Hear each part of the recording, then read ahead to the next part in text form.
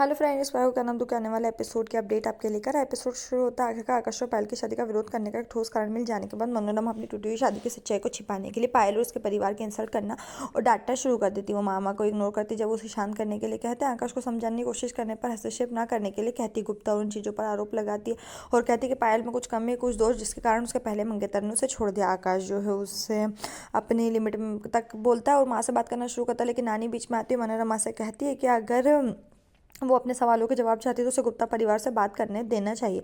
मनोरमा ने कहा कि वो अपने आकाश बेटवा और उस अस्वीकार की गई वस्तु के बीच शादी नहीं होने देगी। अंजलि जो समझाती, मामी से शांत रहने की अपील करती, क्योंकि बुआ जी फिर से समझाने की कोशिश करती कि उन्होंने अतीत को कभी नहीं छिपाया। पायल ने मनोरमा से वादा किया कि उसकी मंजूरी के बिना आकाश से शादी नहीं करेगी। आकाश चौंक जाता है पायल के इस तरह के डिसीजन नहीं लेने के लिए कहता है, क्योंकि अंजलि अपने अतीत का हवाला देकर मामी के फैसले के अन्याय को सामने लाती है। लेकिन मनोरमा का तर्क है कि दोनों मामले अतुलनीय है, क्योंकि अंजलि ने कभी किसी से सच्चाई नहीं छिपाई। जब आकाश ने कहा कि पायल की टूटी हुई शादी के बारे में वो पहले से जानता था, मनोरमा ने जोर से कहने से पहले गुप्ता परिवार की रक्षा के लिए झूठ बोलने का आरोप लगाया कि वो दोनों परिवारों के बीच रिश्ते को तोड़ रही। खुशी को खुनाई से भी जानना, एम्बुलेंस को रोकने के अपने असफल प्रयास के बाद सड़क पर दौड़ता। उसे लगता है खुशी अंदर है। कुछ सेकंड के लिए उसके विचार रुक जाते। उसे नहीं पता क्या करना है, पैदल एम्बुलेंस का पीछा करने और अपनी कार में लौटने के बीच फटा हुआ। खुशी से जल्द मिलने की इच्छा उसके जाने के डर के बीच फटा हुआ। और रब बावे सॉन्ग प्ले होता, अपनी कार की ओर भागता है।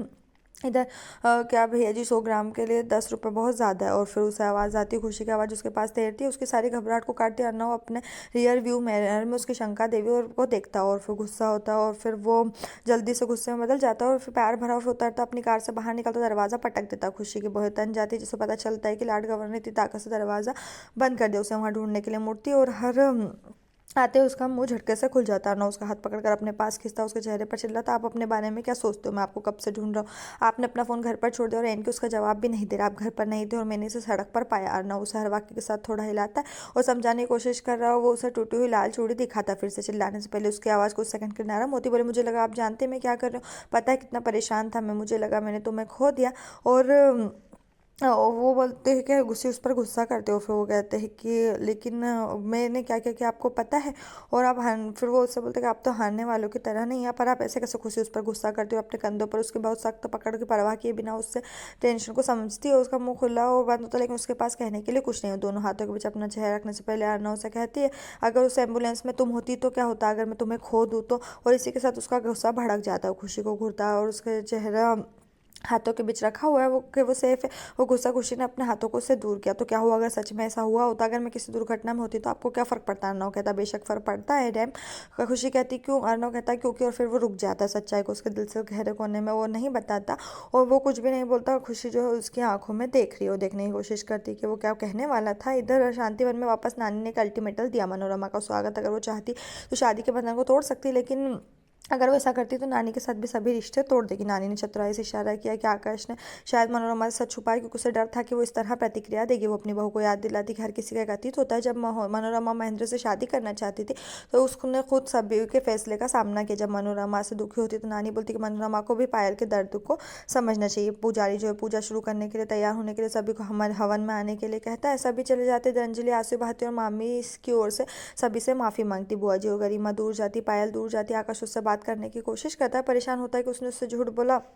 इधर अंजलि में शांति दूत खड़े होकर देखने की अनुमति नहीं देते। पायल पुल के किनारे बुलाती है और वो लाइट चालू कर देती है। पायल डेकोरेशन देखती है, फूल में गुलाब की पंखुड़ियाँ, उसके साथ दिल और उसके अंदर आकाश का नाम और पायल का। वो खुश होती है और कहते हैं कि वो आकाश कहता है मैं तुमसे बात नहीं करना चाहता हूँ, लेकिन वो मना करती है और कहता है मुझे माफ़ कर दो, वादा करता हूँ कि पहली और आखिरी गलती होगी। जब वो मुस्कुराती तो उसका हाथ पकड़ लेता, वो उससे कभी कुछ ना छिपाने का वादा करता। और राज याद आता है जो छुपा रही थी, शाम की खुशी से सगाई। इनके को खुशी अर्नव और खुशी के बीच चुप्पी। जब वो एक कगार पर खड़े होते हैं और वो उसको ले जाता नहीं तैयार होता और इनके जो उसे रोकता है। वो बोलता है कि क्या करे। अर्नव गुस्से में अपने भाई को घूरता और चना विक्रेता उससे पैसे मांगने आता है। अर्नव बिना पलक झपकाए इसके लिए पैसे देता है। इनके की ओर मुड़ता और चिल्लाता और कहता है कि कितनी बार फ़ोन किया, वो कल कार गर्म हो गई थी, वो थोड़ी देर के लिए चले गए। खुशी जी फिसल गई और गिर गई, उनकी चूड़ियाँ भी टूट गई और जूते भी। और देखो उन्होंने मैंने जूते पहने और ये फ्लिप फ्लॉप पहनता। खुशी अर्नव पे खुशी के पैरों को देखने के लिए मुड़ता है और उसे एहसास होता है कि उसने गुस्से में नहीं देखा कि वो ठीक है। इनके ने खुशी की उसकी बेहतर देखभाल किया। उन्होंने कभी नहीं सोचा कि उसने जूते पहने हुए या नहीं, भले ही उसने उसके जूते सड़क पर देखे हों। इनके फिर से बोलता वो यहाँ क्या कर रहा है। उन्होंने बोला कि वो फ़ोन क्यों नहीं उठा रहा था। बोला फ़ोन कार में था। इनके खुश से खुश जवाब देता है, लेकिन बोले फ़ोन नहीं उठाया इनकी गिरक। तो अर्नव इसे लेने के लिए जाता है। इससे पहले कि उसे पता चलता है इनके खुशी को दे रहा है। खुशी से लेती है और इनके को धन्यवाद देती है, कहकर जवाब देती है कि बैग के अंदर उसके लिए एक सरप्राइज़ है। वो बीच में खड़ा अर्नव के साथ बात करते हैं और फिर खुशी लाल चूड़ियों का एक सेट निकालती जो टूट गई थी। इनके को धन्यवाद देती है। अर्नव उसको बीच देखता है और आंखों से आग बबूला होता है। खुशी अपनी कार में बैठने से पहले इनके को अपनी कार ठीक करने का आदेश देते।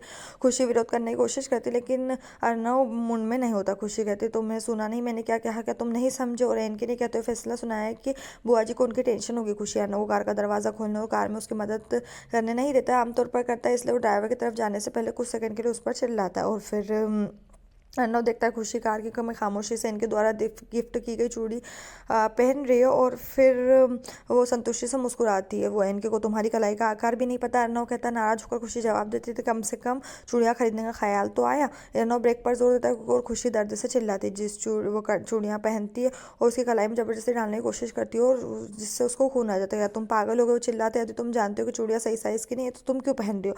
क्या होगा अगर तुम्हारी नस कट जाती तो उसे कुछ हो गया होता तो क्या हो सकता। वापस चिल्लाती है कि जैसे ही वो उसको खुद के किनारे वापस पाती हो। वो उसकी बात नहीं सुनती हो, कहती मुझे परवाह है। और यहीं पर एपिसोड खत्म। इस तरह के और एपिसोड पाने के लिए चैनल को सब्सक्राइब करें, साथ में बेल भी प्रेस करें।